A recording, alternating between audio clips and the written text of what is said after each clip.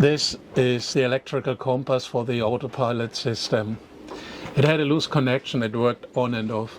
I informed an electrician in advance, and then he had 5 weeks' time to solve this problem. He arrived on the boat on the last day, mounted it, and it didn't work. I do have a backup system, that's the wind steering, the hydrovane. That also has a loose connection on a part. So I ordered a new part in Canada. It was delivered by UPS, and the marinero took it, didn't understand it was for me, and threw it away instead of keeping it. So now I start my journey with a half reliable wind vane.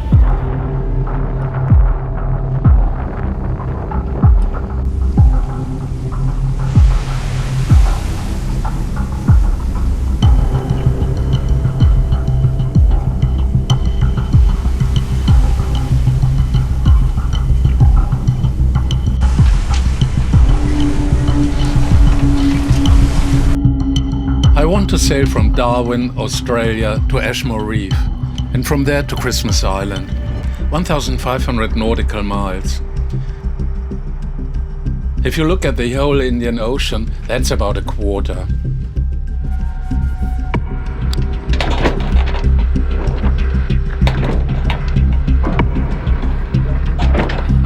The trip starts with no wind at all.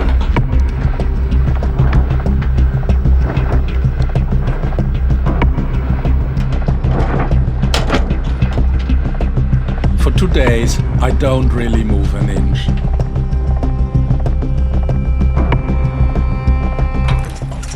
Then I wake up because something bangs. The boom swings wildly across the cockpit and slams into the rigging. I grab it. The shackle on the main sheet has come loose. Maybe I didn't tighten it enough. Lucky for me, there's no wind. And real wind, that boom could smash the boat to pieces.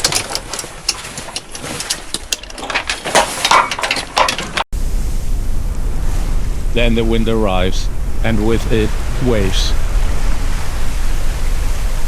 The Timor Sea is shallow, only 50 to 100 meters deep. That makes the waves steep and high.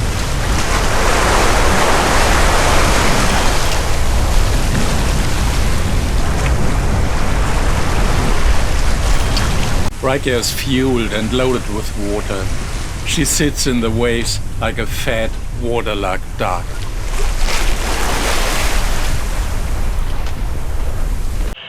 Sailing vessel Rico. This is Transport Force aircraft, channel 16. How do you copy? Over. Every day a plane from the Australian Border Force calls me on the radio. Rico, good evening. Just want to confirm some details. Your last port of call was Darwin, next port of call Christmas Island. Over. I like that. It feels like I'm being watched over, not just watched. Your next port and your port of registry, please. Over. Then birds start showing up. Ashmore Reef isn't far.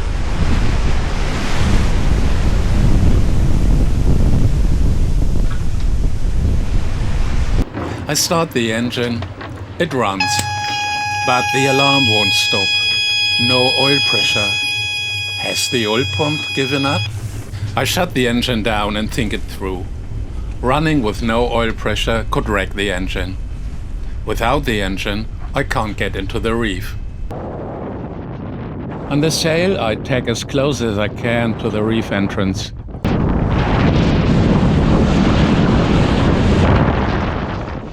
Then I drop the anchor in 30 meters of water. Will I ever get it back up without an engine? I check the dipstick, bone dry. Can't say the same for the rest of the engine. Oil is everywhere. I check the lines, no cracks. Then I pump out a pathetic 3 liters from the sump and open the oil filter. 2 gaskets stacked on top of each other. There should only be one. Luckily, I have 15 liters of oil on board and a spare filter. And here it is, the engine runs. At the reef entrance, an Australian Border Force ship is anchored. For my trip, that's good news. If my outboard ever dies, help is right there. Next morning brings more company than I'd like. A cruise ship had dropped anchor.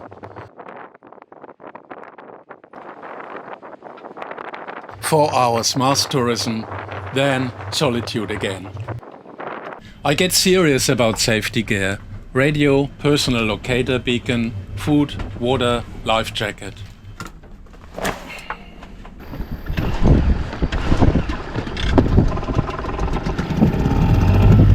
Then I launch the dinghy and head for West Island, a vegetated island inside the reef.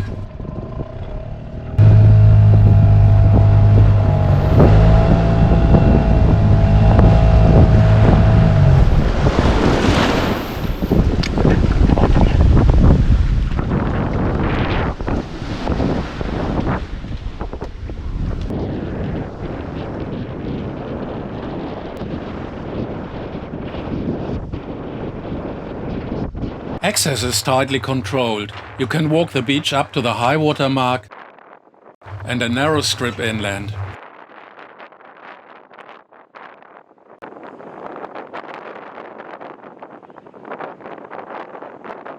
The trees are what matter here. Without trees, frigatebirds and red-footed boobies can't nest. A young frigatebird with a brown head, an older one behind, and boobies below them. Both species nest in the same tree, even though they are enemies. Frigatebirds bully other birds until they cough up their food, then they steal it. A tiny brown booby chick with its father. The mother would have a yellow beak. He's asleep, not dead. When I come back later, he's awake, very awake. With the bigger booby chicks, the parents are gone. Out hunting, maybe. The chicks always stand in the same spot, waiting. Get too close and they squawk. Their flight feathers are coming in, still pretty thin. A frigatebird chick, meanwhile, is already further along. I head inland. It's dry and flat here. Hardly any flowers. Trees only grow along the shore. This is noddy territory. They're everywhere. Some in small groups, some nesting alone right on the bare sand. Some have decorated their nests with bits of shell. There's trash on the beach, not much, but the Swiss in me tidies up and collects it. I'm walking through paradise. Turtles came ashore last night.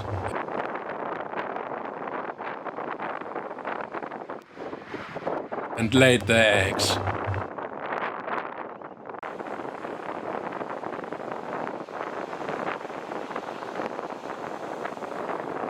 And then my favorites, a pair of tropic birds with long red tail feathers. They use their feet like rudders. They fly closer to me than I've ever seen them fly. I'm full in every sense.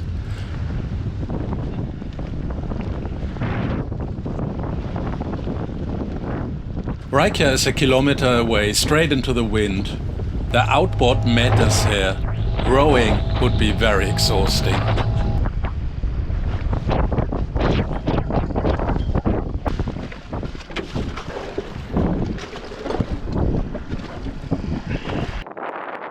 By now, Reykjavik has turned himself into a bird colony herself. With all the pros and cons that come with it.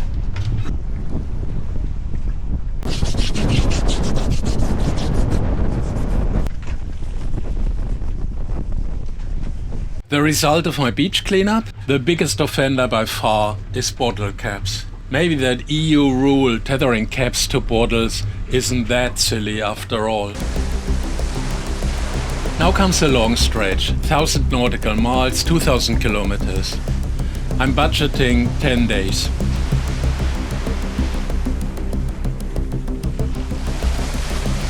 The forecast says good wind first, then lots of wind, then steep high waves towards the end. I sail downwind, Genoa on one side, jib poled out on the other with a spinnaker pole. Not much happens. Dead flying fish on deck each morning. 2 cargo ships cross my path. The real headache is the Indonesian fisher boats. Almost all of them have their warning system turned off. I have to keep watch by eye and can't get proper sleep. A squall rolls through, a rain cell, and with it a hard gust. Riker heels hard.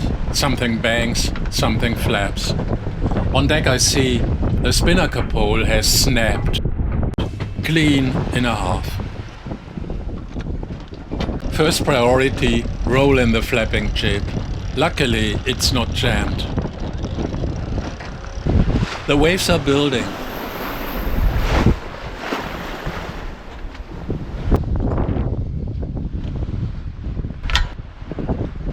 The broken pole is swinging around dangerously.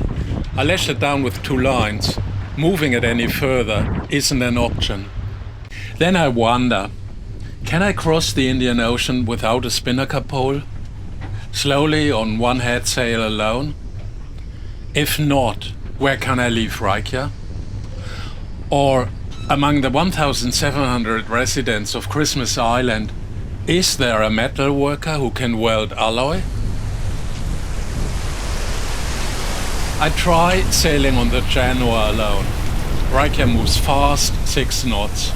That would be enough to keep going.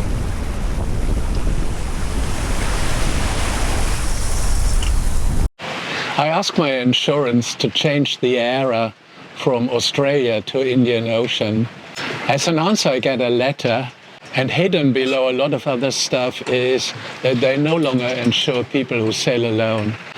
I'm a customer from Pantaneous for 7 years now, and without any warning, in the middle of the ocean, you get this. How do they think I can find a new insurance just here and just like this? Christmas Island has mooring buoys. A real hassle for solo sailors. You have to steer, stop the boat, pick the line, and make it fast all at once.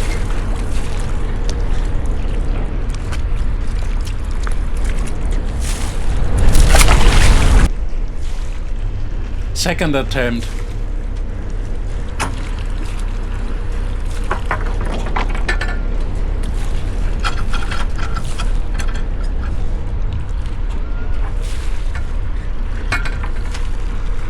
It works. Marinette surprises me with the address of a metal company she tracked down back in Switzerland. I get the 4.50 meter pole ashore in my 1.80 meter dinghy. A worker recognizes me and loads the pole onto his pickup truck. We drive to the workshop. And yes, they can weld alloy. They even have a tube that fits inside my spinnaker pole, so they can keep its full length. I bring the pole back to the boat and wonder what's going to break next. And will I keep getting this lucky? Christmas Island belongs to Australia, but sits 2,000 kilometers away from the mainland. A small community survives out here, some better than others.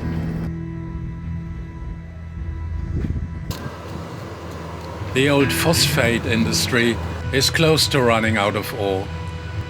An immigration detention center closed 3 years ago. Tourists are rare. The real residents of Christmas Island are crabs. No road you drive, no path you walk without crabs.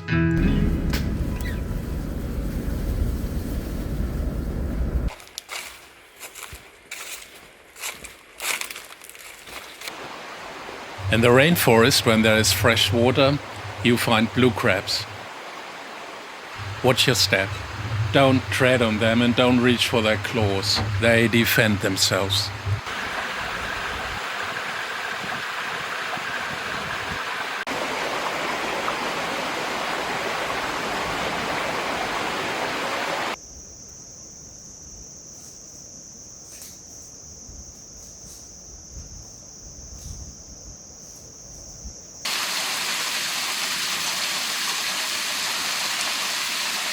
The famous red crabs, by contrast, are shy. On the first monsoon rain, hundreds of thousands of them march to the sea to spawn. Quite a spectacle for the island. Right now, though, they are buried in their burrows. I head out to Greater Beach, where turtles come to lay their eggs. I freeze in my tracks. A beach cleanup like the one at Ashmore Reef is simply impossible here. I picture what the stomachs of the fish and turtles must look like. And I ask myself, how does all this end up in the ocean? One hike further is Dolly Beach, same exposure to the open ocean. But here, someone has already been cleaning up. I have real admiration for those people. A hammock invites me to nap. I silently bag the coconuts overhead to stay put for the next hour. Then I get a visitor. A robber crab, the largest crab on Christmas Island.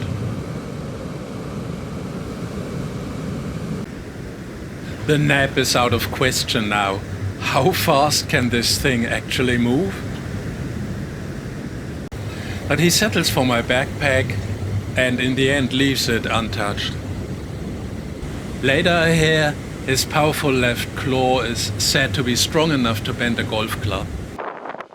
I find a gentler kind of force on the other side of the island. Thousands of years of waves have carved holes into the limestone.